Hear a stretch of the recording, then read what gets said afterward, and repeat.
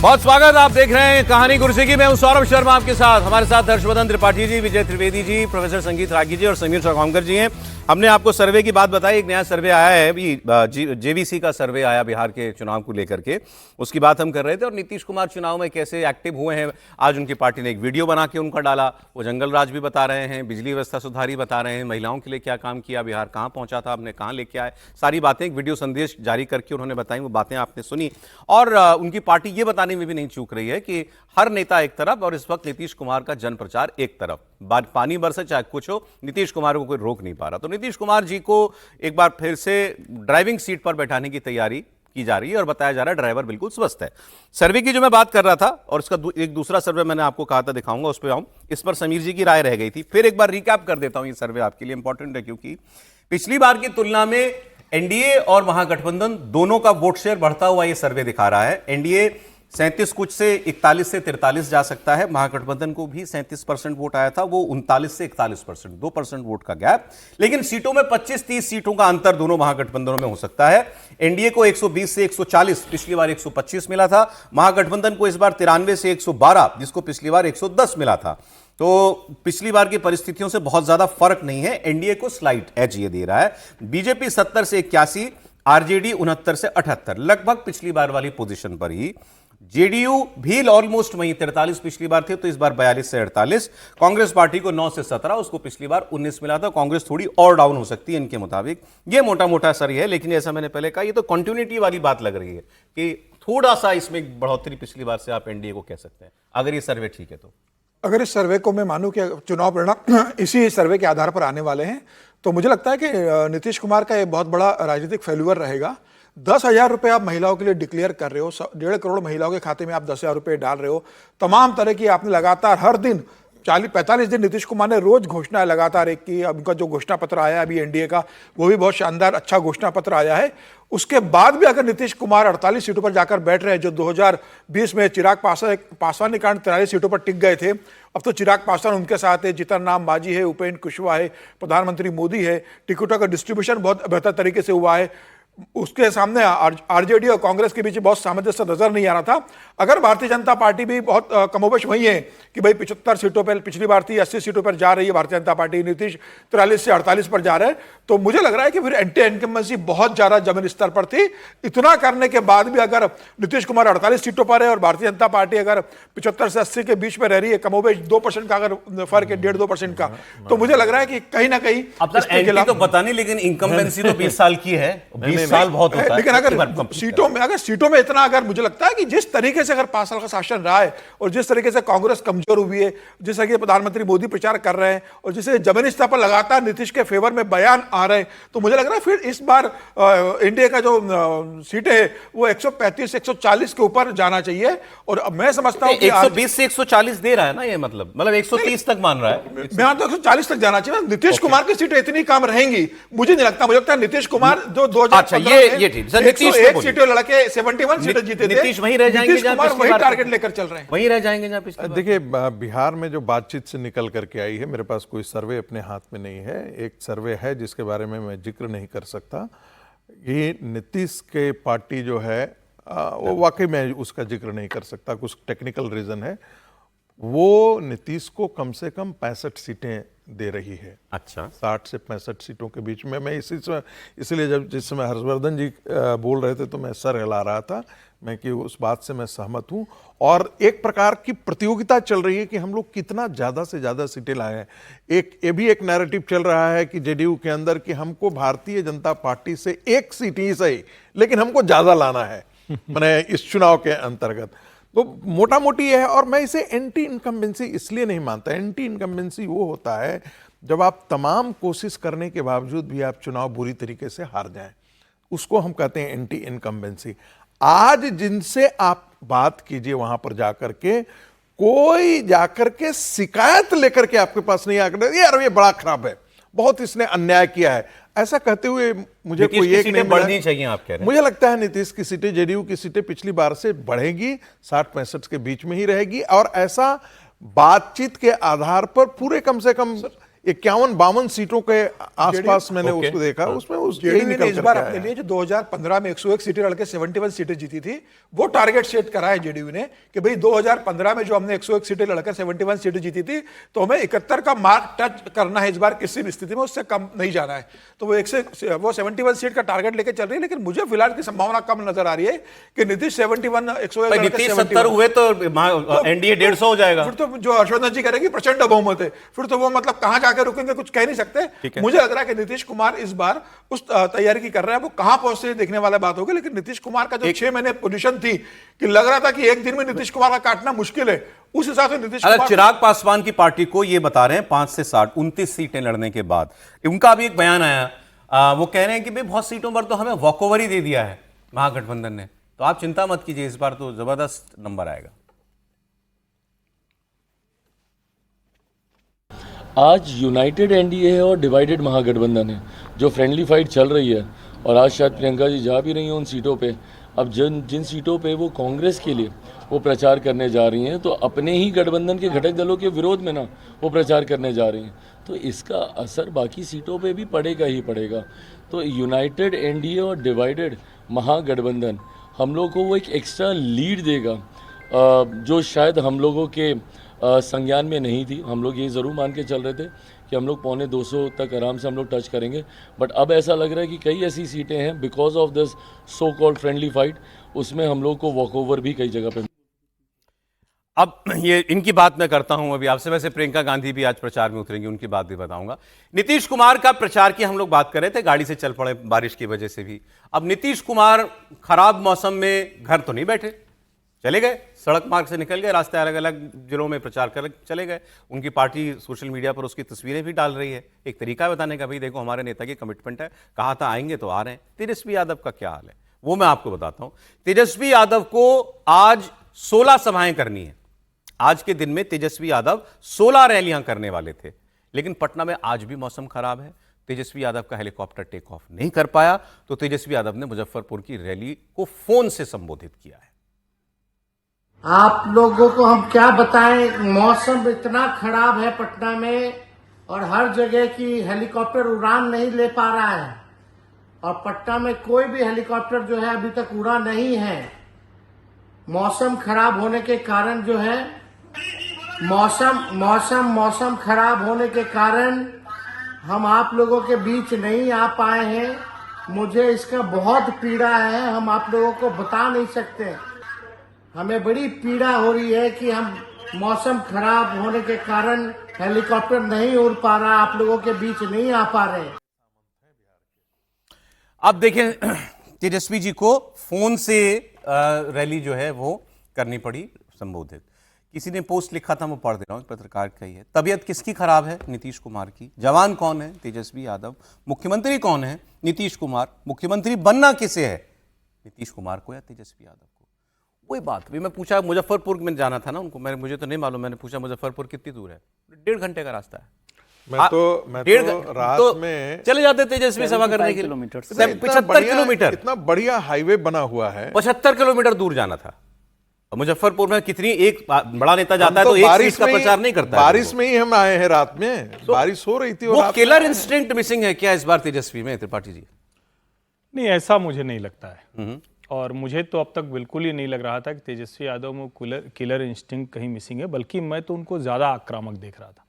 लेकिन ये वाला मसला थोड़ा गंभीर हो गया, क्योंकि अगर आप हेलीकॉप्टर नहीं उड़ पा रहा है, सभा नहीं कर पा रहे हैं, और अब तो मतलब ये उनके पिताजी और माताजी के समय वाला बिहार नहीं रहा, जब मुश्किल होती थी, जब लोग कहते थे कि गड्ढे में सड़क है कि सड़क में गड्ढा है। अब तो सचमुच आप किसी भी रास्ते पर जाना चाह रहे हैं, जाम वाम लगता है, लेकिन तेजस्वी जी जाएंगे तो जाम थोड़ी नहीं लगेगा। तेजस्वी जी अपनी, उनकी पुलिस की सिक्योरिटी होगी, उनका अपना जो चुनाव के समय का ही सही लेकिन प्रोटोकॉल होगा, वो तो बड़ी आसानी से पहुंच जाएंगे, उनको कोई उस तरह का जाम भी नहीं लगना है। और सड़कें बहुत अच्छी हैं बिहार की, मतलब सचमुच जो है पिछले कुछ समय में तुलना, ये वाला मसला मुझे लगता है कि उनके जो पूरे चुनावी कैंपेन को है, और ये लगातार सोशल मीडिया पर चल रहा है। मैं भी कल रात से ही मैंने देखा कि लोग इसको तुलना कर रहे हैं कि नीतीश कुमार की गाड़ियों का काफिला जा रहा है, वो गाड़ी से उतरकर बाजार में वहां झंडे वंडे लगे हैं, वो उतर के सबसे मिल रहे हैं। कोई कह रहा है कि हमारे यहां बारिश में भी चले आए, नीतीश कुमार लोगों को माला पहनाते। तेजस्वी यादव ये सब नहीं कर पा रहे हैं। जबकि उनको तो बार बार ही कहा जा रहा है कि यूथ उनके साथ है। अब सोचिए जरा, अगर सोशल मीडिया पर ये चल रहा है, यानी एक्स पर चल रहा है, फेसबुक पर चल रहा है, इंस्टा पर चल रहा है, तो किसको हिट करेगा? वो तो सबसे ज्यादा यूथ को हिट करने वाला है। और जब इस तरह की चर्चा हो रही होगी तो वो खोलकर देखेंगे तो कहेंगे हाँ भाई, ये तो नीतीश जी तो देखिए, अब जैसे मैं ही चौंक गया, 11 रोड शो नीतीश कुमार, तो मेरे लिए वो आश्चर्यजनक है। लेकिन हमारे लिए आश्चर्यजनक हो, मैं बार बार कहता हूं, टीवी स्टूडियो में तो हम लोग देख के, जहां वो 11 रोड शो में गए हैं उनको कुछ अलग से थोड़ी ना बताना है, वो तो सीधे रिलेट करेंगे। तो मुझे नहीं लगता कोई वो तेजस्वी यादव की आक्रामकता, जीतने की उस समय कोई कमी है, लेकिन ये उनकी छवि पर निश्चित तौर पर एक नुकसान पहुंचाने वाली घटना। तो राहुल गांधी से नहीं प्रभावित होंगे? आप कहेंगे नहीं होंगे युवा, तो प्रियंका गांधी जी भी आज जा रही हैं, बता दूं मैं। प्रियंका गांधी जी की चुनाव में एंट्री हो गई है। प्रियंका गांधी के प्रचार की शुरुआत बेगूसराय की बचरावा सीट से होगी। प्रियंका पहली रैली उस सीट पर कर रही हैं जहां लेफ्ट और कांग्रेस के बीच में लड़ाई हो रही है। बचरावा सीट पर महागठबंधन के बीच में फ्रेंडली फाइट है। अभी चिराग पासवान कह रहे थे फ्रेंडली फाइट का मतलब क्या, हमारे लिए फ्रेंडली। कांग्रेस ने इस सीट पर जिस व्यक्ति को उम्मीदवार बनाया वो महत्वपूर्ण है, शिव प्रकाश गरीबदास। महागठबंधन के एक और सहयोगी दल सीपीआई ने यहां से अवधेश कुमार को मैदान में उतारा है और एनडीए ने बीजेपी के मौजूदा विधायक सुरेंद्र मेहता को उम्मीदवार बनाया। अब क्यों नहीं कैंडिडेट यहां बीजेपी ने कांग्रेस ने वापस लिया, इसकी कहानी मजेदार है। 2020 के चुनाव की बात करें तो बीजेपी के सुरेंद्र मेहता मात्र 484 वोट से जीते थे, 500 वोट से भी कम वोट से। उनके सामने सीपीआई के अवधेश कुमार आए ही थे। खास बात यह है कि पिछली बार ये कांग्रेस के इस बार के कैंडिडेट गरीबदास जी ये इंडिपेंडेंट लड़े और 40,000 वोट ले आए।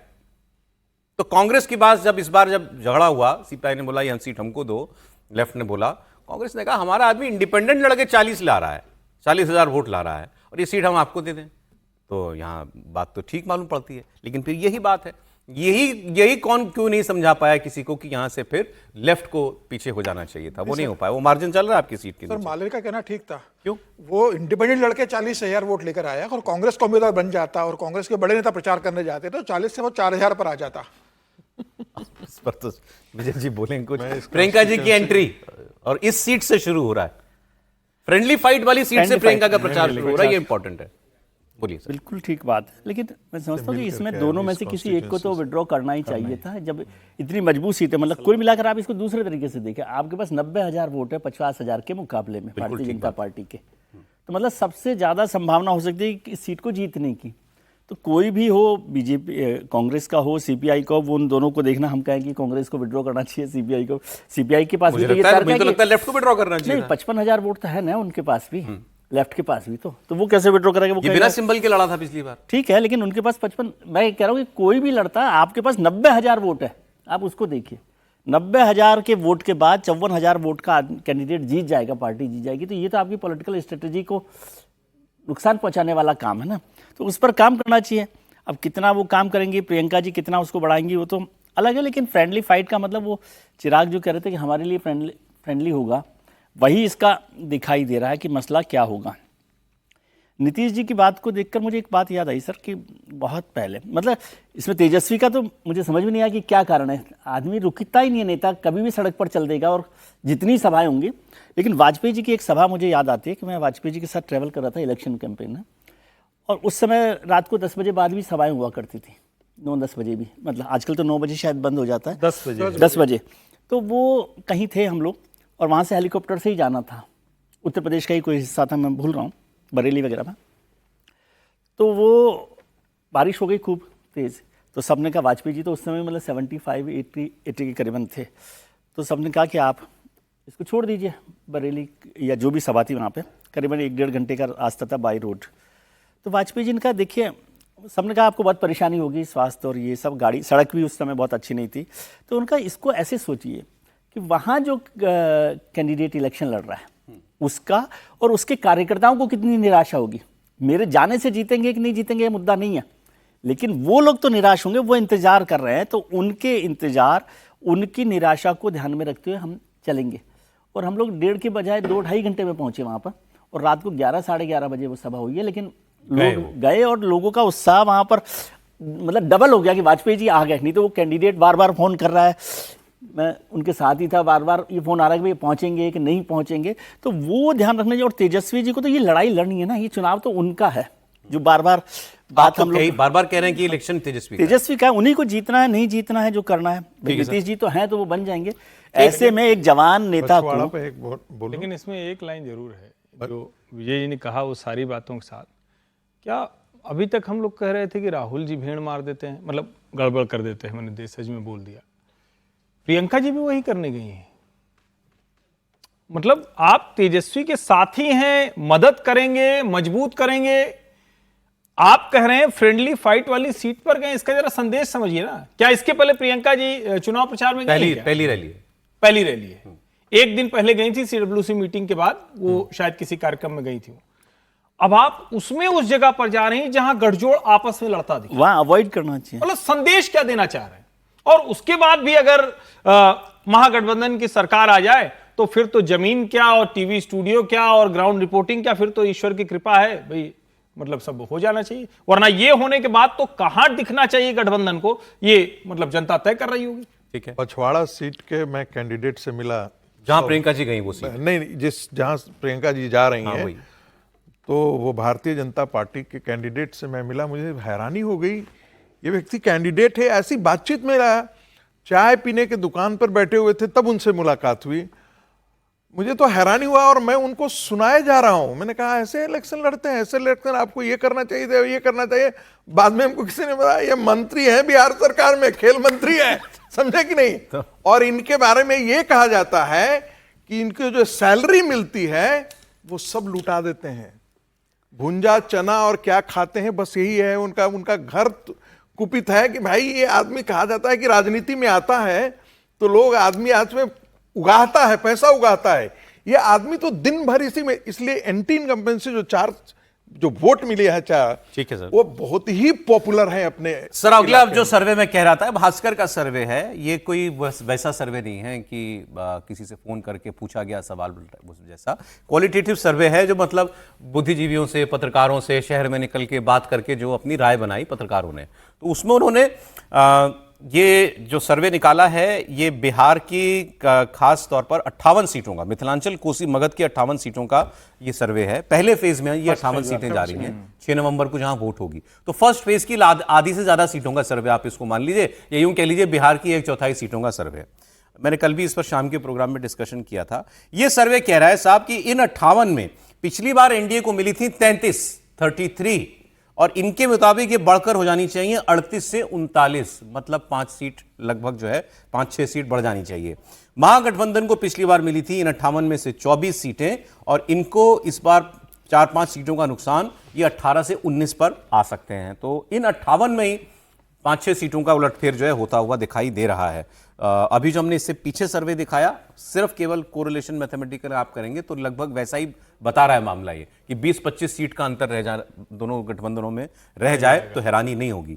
अब आगे देखें जो इंडिविजुअल सीट वाइज ये कह रहा है, बीजेपी इनमें 58 में लड़ रही 20, और ये कह रहे हैं वो 19 से 20 सीट पर आ गए। 100% स्ट्राइक रेट इस रीजन में बीजेपी का हो सकता है। जेडीयू 30 लड़के 18 पा सकती है, ऑलमोस्ट 50-55%। एलजेपी रामविलास 7 लड़के 1 सीट ला पाएंगे केवल इन 58 में से, ऐसा ये दैनिक भास्कर का सर्वे है, वो ये कह रहा है। तो वो हमने जो जेवीसी वाला दिखाया उसमें भी कोई बहुत खास स्ट्राइक रेट चिराग पासवान का नहीं दिख रहा था, इसमें भी ऐसे ही ये बता रहे हैं। आरएलएसपी 1 लड़कर कुछ ज्यादा नहीं ले पाएगी। आरजेडी 31 लड़के 14 से 15, 50% स्ट्राइक रेट। कांग्रेस 13 लड़के सिर्फ 1 सीट इनमें आगे दिख रही है। कांग्रेस का भी काफी खराब प्रदर्शन। सर 2 सर्वे दिखा दिए मैंने आपको। अगर भास्कर के सर्वे की अगर बात करूं, जो 58 सीट का अगर ये बता रहे हैं, तो मुझे लग रहा है अगर इस 58 सीट में जिस तरीके से भारतीय जनता पार्टी का जो प्रदर्शन है कि भाई 20 सीटों पे लड़के 20 की 20 जीतने की स्थिति में आ रही है, 19 सीटें जीतने की स्टेज में आ गई, मतलब 100% या 98% का प्रदर्शन अगर भारतीय जनता पार्टी इन 58 सीटों पर कर रही है, तो फिर इसका मतलब ये है कि अगर बाकी जगह भी अगर आप देखेंगे तो भारतीय जनता पार्टी इस बार 101 सीटों में से 85 सीटों के करीब जीतने की स्थिति में आ रही है। मुझे लग रहा है कि सिर्फ ये जो भारतीय जनता पार्टी का ये जो प्रदर्शन हो रहा है, सिर्फ ये इसी क्षेत्र तक सीमित नहीं रहेगा, ये पूरे जगह जाएगा। कहीं सीटें कम जरूर होगी, लेकिन ये प्रदर्शन बता रहा है कि भारतीय जनता पार्टी इस बार 85 से ज्यादा सीटें या 85 सीटें जीतने की जा रही है। और अगर इस सर्वे को सही माना जाए 58 सीटों को, और इससे पूरे 243 सीटों में अगर डिस्ट्रीब्यूट करे इस सर्वे के आधार पर, तो यह तय है कि एनडीए प्रचंड बहुमत के साथ सरकार बनाने जा रहा है। ये बात भी सही है कि जिस तरीके से महागठबंधन में कांग्रेस सबसे कमजोर 2020 में रहा था, इस बार में सबसे कमजोर कड़ी कांग्रेस निकल कर आ रही है। और जिस चिराग पासवान को एक बड़ा एसेट मानकर इस बार 29 सीटें दी गई थी कि भाई पिछले चुनाव में उन्होंने बहुत ज्यादा नुकसान किया था, वो अलग लड़ेंगे तो नुकसान करेंगे, तो भारतीय जनता पार्टी नीतीश कुमार के साथ रहने के बाद भी चिराग पासवान बहुत बुरा प्रदर्शन करने जा रहे हैं। आपको भी लगता है? बिल्कुल, बहुत बुरा प्रदर्शन करने जा रहे हैं मुझे लगता है। और 29 सीटें देना, मुझे लगता है कि बाद में भारतीय जनता पार्टी को ये पश्चाताप होगा कि चिराग सबसे पासवान को अच्छा 29 स्ट्राइक सीटें रेट नहीं देंगे। 2010 बताते हैं ना, 90% से ज्यादा स्ट्राइक रेट था शायद बीजेपी बहुत का ज्यादा, उसमें। तो वैसा ही कुछ ये दिखा रहा 91 है। सीटें थी। हाँ, तो लेकिन 115 लेकिन नीतीश कुमार की थी। वैसा उसमें जेडीयू ने भी बहुत बड़े कमाल किया। 115 सीटें दी। जेडीयू इस 141 बार करके। ऐसा मतलब सर दोनों सर्वे ये बता रहे हैं कि बेहतर करेगी, लेकिन वो 2010 के आसपास वाला तो कहीं से कुछ नहीं दिख रहा। इसमें एक थोड़ा सा हम लोग को ये भी समझना चाहिए कि चिराग पासवान को और उनकी पार्टी को हम लोग दरअसल उस तरह से देखते हैं ना कि 7 लड़े 7 जीत गए।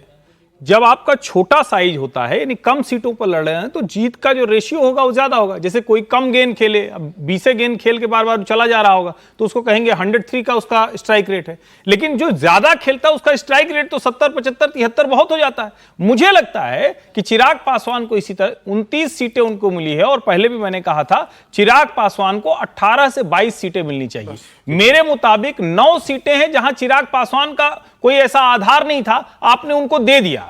लेकिन अब जनता तो जानती है ना, जनता थोड़ी नहीं मानेगी कि आपकी मजबूरी की वजह से, तो जहां कमजोर है वहां वो हारेंगे। तो नीतीश मजबूत होंगे पिछली बार से, चिराग पिछली बार तो कुछ थे नहीं, लेकिन अपने हिसाब से उसी तरह से चलें।